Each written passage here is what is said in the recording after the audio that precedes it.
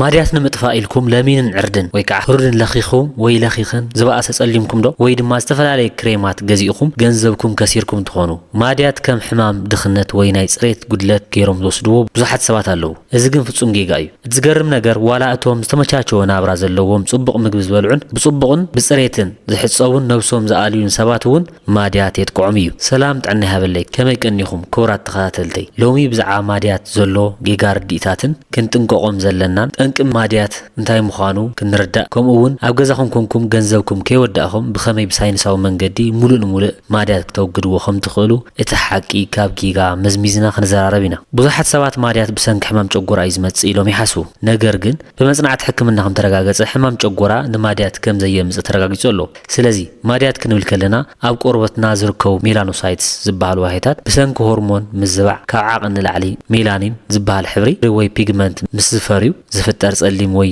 ቡናዊ ሕብሪ እዩ። እዚ ስለምንታይ ይፍጠር ከመይ ጌርና ከነወግዶ ናይዚ ኩሉ መልሲ ኣብዚ ቪድዮ ኣሎ። ስለዚ ክሳብ መወዳእታ ምሳይ ጽንሑ እሞ ኩሉ ግዜ ከምቲ ዝብለኩም እቲ ጠንቂ ከይፈለጥና መፍትሒ ክንረክብ ስለዘይንኽእል መጀመርያ ጸላኢና መን ምዃኑ ነለሊ። እምበኣርከስ ማዲያት ዝፈጥሩ 4 ቀንዲ ነገራት ኣለዉ ወይ 4 ጠንቅታት ኣለዉ። ቀዳማይ ፀሓይ ጨረር እዩ። ከመይ እንተይልና ፀሓይ ነቶም ሕብሪ ዝፈጥሩ ዋሕታት ወይ ከዓ ፒግመንት ሴልስ ስለ ዘነቃቅሖም እዩ። ስለዚ ዋላ ንእሽተይ ፀሓይ ምስ ወቅዓኩም እቲ ማዲያት ናይ ምምላስ ወይ ናይ ምብኣስ ባህሪ ኣለዎ። እቲ ዝገርም ነገር ድማ ዋላ ኣብ ውሽጢ ገዛ ኮንኩም ካብ እቶን እንጀራ ወይ መጉጎ ዝወፅእ ሙቐት እውን ልክዕ ከም ፀሓይ ተመሳሳሊ ጉድኣት የምጽእ እዩ። ካልኣይ ጠንቂ ንማዲያት ኣብ ንርኢ ድማ ናይ ሆርሞን ምዝባዕ እዩ። ከም ዝፍለጥ ማዲያት ንደቂ ተባዕትዮ እውን የጥቅዕ እዩ፣ ግን ብበዝሒ ኣብ ደቂ ኣንስትዮ ይርአ። መብዛሕትኡ ማሕበረሰብና ማዲያት ናይ ክፋእ መግለፂ ገይሩ እዩ ዝወስዶ። እቲ ዋና ምክንያት ግን ናይ ክፋእ መግለፂ ከይኮነስ ናይ ሆርሞን ጸገም እዩ። ብፍላይ ድማ ኢስትሮጅንን ፕሮጀስትሮን ዝበሃሉ ሆርሞናት ምስ ዝዛውዑን ዝውስኹን እዩ። እዚ ምክንያት እዚ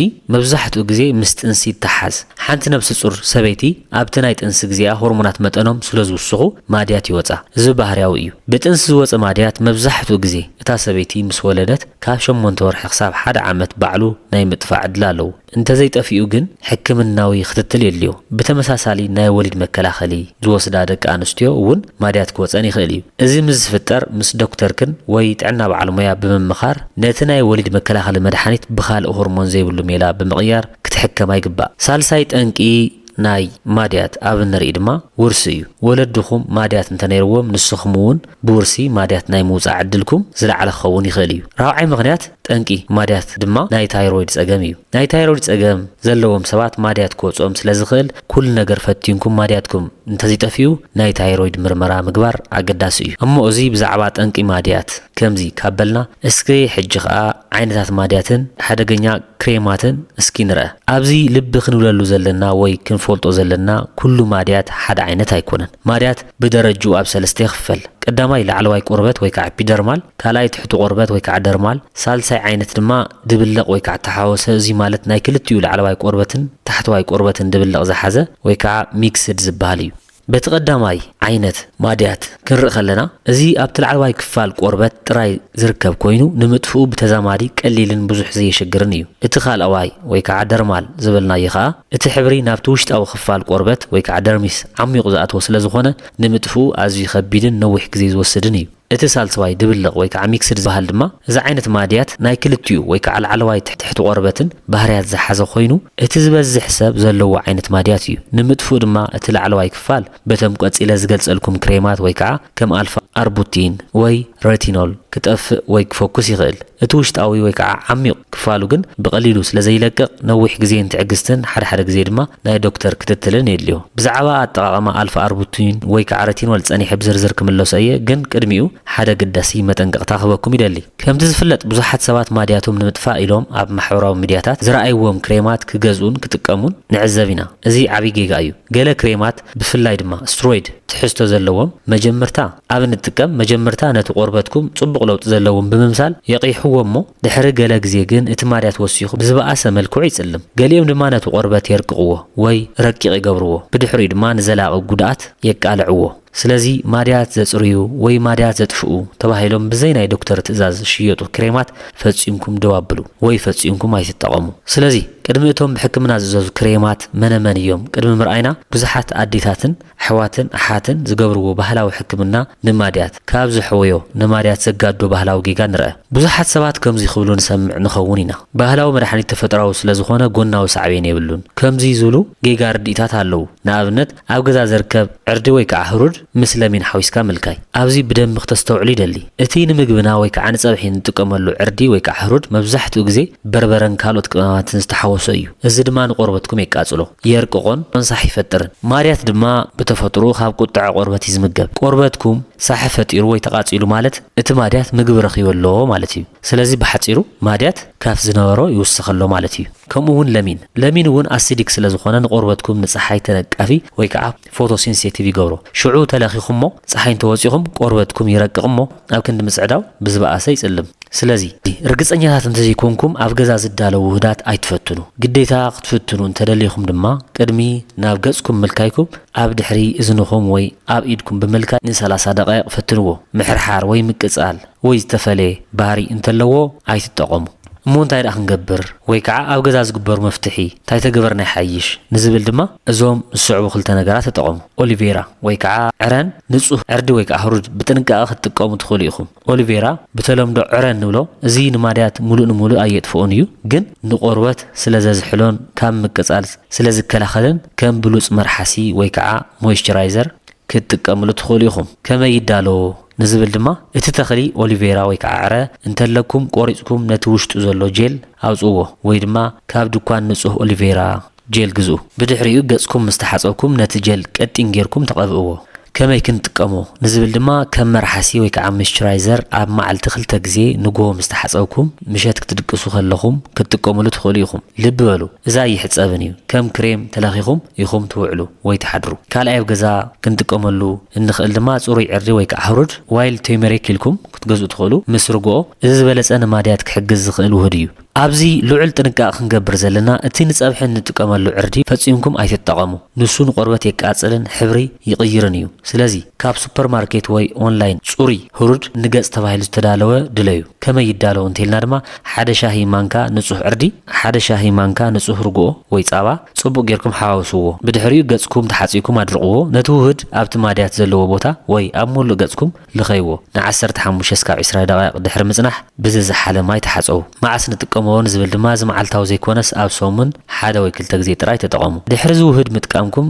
ናብ ፀሓይ ክትወጹ እንተደሊኹም ሳንስክሪን ወይ ከዓ መከላኸሊ ጨረር ፀሓይ ምጥቃም ግዴታ እዩ እንተዘይኮይኑ እቲ ቆርበት ስለዝረቅቕ ማድያትኩም ብዝበኣሰ ክምለስ ይኽእል እዩ እዚ ኣብ ገዛ እንገብሮ ክንክን እንተኾይኑ ቀጺልና ናብቲ ሳይንሳዊ መፍትሒ ማድያት ንሓዋሩ ዝጠፍኣሉ ሳይንሳዊ መድሓኒታት ወይ ከዓ ክሬማት ሕክምና ንስገር ማድያት ንሓዋሩ ዝጠፍኣሉ ሳይንሳዊ መፍትሒ እንትንርኢ ሓደ ሰብ ማድያት ምስ ዝወጾ እንታይ ክገብር ኣለዎ ብሰንኪ ጥንሲ ዝመጸ ማድያት እንተኾይኑ መብዛሕትኡ ግዜ ድሕሪ ወሊድ ባዕሉ ናይ ምጥፋእ ባህሪ ኣለዎ ስለዚ ንፀሓይ ምቅላዕ ምንካይ መከላኸሊ ፀሓይ ወይ ከዓ ሳንስክሪን ክሬማት ምጥቃም ስማዕማዕ ናይ ቆርበት መርሓሲ ወይ ከዓ ሞይስቸራይዘር ክሬማት ደጋጊምካ ምጥቃምን እዩ እቲ ማድያት ድሕሪ ወሊድ ካብ 8 ወርሒ ወይ 1 ዓመት ንላዕሊ እንተጸኒሑ ግን ሕክምና ክግበረሉ ኣለዎ ካልእ ረቂቕ ብቐሊሉ ዝቁጣዕን ቆርበትን ዘይብሎም ሰባት ጥራይ ማድያት ምስ ጀመሮም መጀመርያ መከላኸሊ ፀሓይን ናይ ቆርበት ምጽላም ዝቕንሱ ክሬማትን ብምጥቃም ክምክሩ ይኽእሉ ንኣብነት አልፋ አርቡቲን አዛሊክ አሲድ ሲስታሚን ኮጃክ አሲድ ኒያሲናማይድ ረቲኖል እና ቪታሚን ኤ ዝኣመሰሉ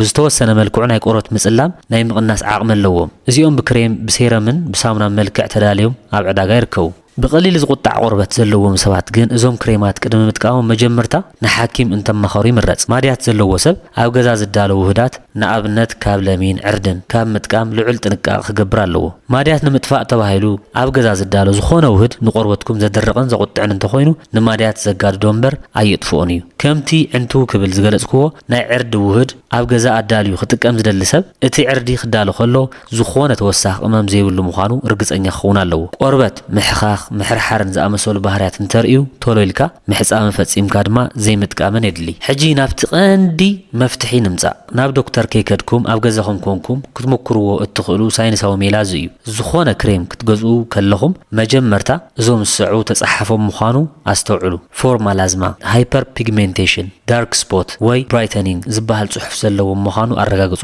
ነዞም ዝስዕቡ ቅመማት ወይ ከዓ ኢንግሪዲየንትስ ኣብ ውሽጦም ምህላዎም እውን አረጋግጹ ቀዳማይ አልፋ አርቡቲን ካልኣይ ኮጃክ አሲድ ሳልሳይ አዛሊክ አሲድ ግን ትሕቲ 10% ዝኾነ ራብዓይ ቪታሚን ኢ ሲን ሓምሻይ ሬቲኖል ቪታሚን ኢ እዚኦም ኢንግሪዲየንት ምህላዎም አረጋግጹ ናብ አጠቃቅምኦም እንትንኸድ ከዓ ኩሉ ግዜ ንግሆ ቆርበት ምምጋብን ካብ ፀሓይ ምክልኻልን እዩ መጀመርታ ምሕጻብ ገጽኩም ብዝስማዕማዕ ሳሙና ንኣብነት ከም ኮጃክ አሲድ ተሓጸቡ ወይ ከዓ ተሓጸባ ካልኣይ ሴረም ቪታሚን ኢ ሴረም ተቐብኡ እዚ ንቆርበትኩም ይምግቦን ካብ ጉድኣት ይከላኸለሉን ሳልሳይ ሴረም ስነቐጸ መርሓሲ ወይ ከዓ ሞይስቸራይዘር ተቐብኡ እቲ ወሳንን ፈጺሙ ክርሳዕ ዘይብሉን ነገር ሳንስክሪን ወይ ከዓ ጨረር መከላኸሊ ፀሓይ ምጥቃም እዚ እቲ ዝበለጸ ወሳንን እዩ ንማድያት ዝምረጽ ጨረር መከላኸሊ ፀሓይ ሚነራል ሳንስክሪን ዚንክ ኦክሳይድ ወይ ከዓ ቲታኒየም ዳይኦክሳይድ ዘለዎ እዩ እቲ ካልእ ዓይነት ሳንስክሪን ወይ ከዓ ኬሚካል ሳንስክሪን ዝበሃል ንቆርበትኩም ከቃጽል ስለዝኽእል ንማድያት ከጋዶ ይኽእል እዩ ስለዚ እቲ ኬሚካል ሳንስክሪን ዝብል ከም ጨረር መከላኸሊ ፀሓይ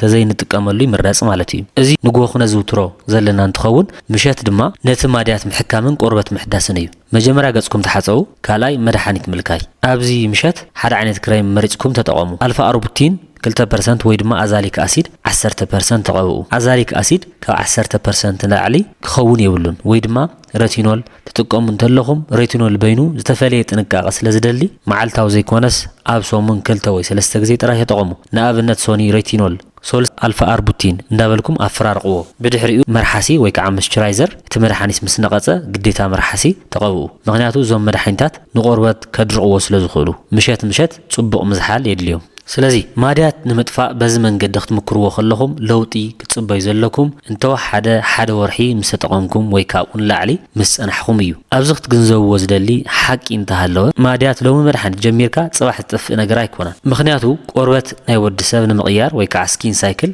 ንባዕሉ ካብ 28 ክሳብ 40 መዓልታት ይወስደሉ እዩ ስለዚ ለውጢ የብሉን ኢልካ ቅድሚ ምድምዳምካ ነዚ ዝበልናዮ ናዘውተርካ እንተወሓደ ንሓደ ወርሒ ብተኸታታሊ ብትዕግስትን ክትፍትንዎ ኣለኩም ድሕሪ ሓደ ወርሒ ለውጢ እንተዘይሪኢኹም ምናልባት እቲ ማድያትኩም ወይ ከዓ ሚክስድ ወይ ከዓ ድብልቕ ወይ ዓሚቕ ዓይነት ስለዝኾነ ናብ ዶክተር ክትከዱ ይግባእ ዶክተርኩም ብትእዛዝ ዝወሃብ ሓያላት መድሓኒት ወይ ከዓ ፕሪስክሪፕሽን ወይ ከዓ ብትእዛዝ ከም ሃይድሮኩኒን ዝኣመሰሉ ክወኩም ይኽእል ካልእ እውን ናይ ሌዘር ሕክምና ብዙሕ ግዜ ሰባት ክመርጹ ይረኣዩ እዮም ግን ንጸሊም ቆርበት ናይ ሌዘር ሕክምና ብዙሕ ግዜ ይምከርን እዩ ምክንያቱ ሌዘር ንቆርበትና ስለዘቃጽሎ ኣብ ክንዲ ማድያት ምጥፋእ ፖስት ኢንፍላማቶሪ ሃይፐር ፒግሜንቴሽን ማለት ብሰንኪ ቁስለት ዝመጽእ ምጽላም ከምጽእ ስለዝኽእል ልዑል ጥንቃቐ የድሊ ብሓጺሩ ሌዘር ሕክምና ብዙሕ ግዜ ንጸሊም ኣይምከርን እዩ ንኽብል ይደልየ እሞ ዝሓሳበይ ከጠቓልሎ ከለኹ ማድያት ንምጥፋእ 3 ነገራት የድልዩ ትክክለኛ ምርመራ ትክክለኛ መድሓኒት እና ትዕግስቲ መድሓኒት እናተቐባእኹም ካብ ፀሓይ እንተዘይተጠንቂቕኩም